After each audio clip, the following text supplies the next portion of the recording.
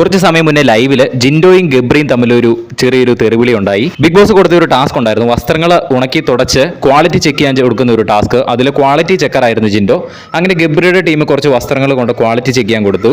ജിൻഡോ അതിൽ ഭൂരിഭാഗം വസ്ത്രങ്ങളും റിജക്ട് ചെയ്തു. ഓരോരോ ചെറിയ കാരണങ്ങൾ പറഞ്ഞ് അവിടെ ചുളുങ്ങി ഇവിടെ മടങ്ങി, ചെറിയ ചെളിയുണ്ട്, ഉണങ്ങിയില്ല എന്നുള്ള കാരണങ്ങളൊക്കെ പറഞ്ഞ് ഭൂരിഭാഗം വസ്ത്രങ്ങളും റിജക്ട് ചെയ്തു. അങ്ങനെ റിജക്ട് ചെയ്തുകൊണ്ട് ഗബ്രിക്ക് അത് ഇഷ്ടപ്പെട്ടില്ല. ഗബ്രി അന്നേരം കയറി ചൂടാകുന്നുണ്ട്. ഇത് എന്തോന്ന് ജഡ്ജ്മെന്റ് ആണ്, ഇങ്ങനെയാണോ ജഡ്ജ് ചെയ്യുന്നത്? പുറത്ത് വലിയ ആനകുതിര ജഡ്ജാന്ന് കരുതുന്ന ചെറ്റകളൊക്കെ അല്ലേ ഇവിടെ വന്ന് ജഡ്ജ് ചെയ്യുന്നത്, ഞാൻ ജഡ്ജ് വേണം ഇങ്ങനെയൊന്നും ചെയ്യത്തില്ല എന്ന് പറഞ്ഞു. അങ്ങനെ ചെറ്റാന്ന് ജിൻഡോനെ പറഞ്ഞപ്പോൾ ജിൻഡോ കയറി ട്രിഗറായി. അങ്ങനെ ജിൻഡോ പറയുന്നുണ്ട്, ചെറ്റാന്നൊക്കെ നിന്റെ വീട്ടിൽ ഇരിക്കുന്ന നിന്റെ അപ്പനെ പോയി വിളിച്ചാൽ മതി എന്ന് ജിൻഡോ ഗബ്രിയുടെ മുഖത്ത് നോക്കി പറയുന്നുണ്ട്. അന്നേരം ഗബ്രിയും കയറി റേസായി. കാരണം തന്തയ്ക്ക് വിളിച്ചപ്പോൾ ഗബ്രി വല്ലാണ്ടങ്ങ് റേസായി കയറി ചെല്ലുന്നുണ്ട്. വീണ്ടും ഗബ്രി പോടാ നാറി മലരെ എന്നൊക്കെ കുറെ പറയുന്നുണ്ട്. അത് കഴിഞ്ഞ് ജിൻഡോ പറയുന്നുണ്ട്, ഇനി നീ ചെറ്റാന്ന് വിളിച്ച നിന്റെ വീട്ടുകാരെ എല്ലാവരെയും ഞാൻ വിളിക്കുമെന്ന് ജിൻഡോ അങ്ങനെ താക്കീത് കൊടുക്കുന്നുണ്ട്.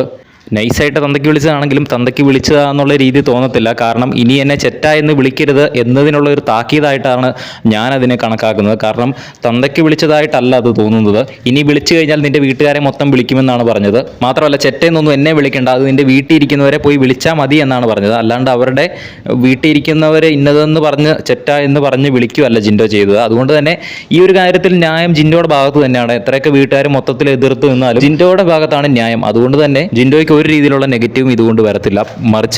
നേരെ മറിച്ച് പോസിറ്റീവ് മാത്രമേ ഉള്ളൂ. കാരണം ഒറ്റപ്പെടുത്തുന്ന രീതിയിൽ എല്ലാവരും കൂടെയാണ് ജിൻഡോയ്ക്കെതിരെ വന്നത്.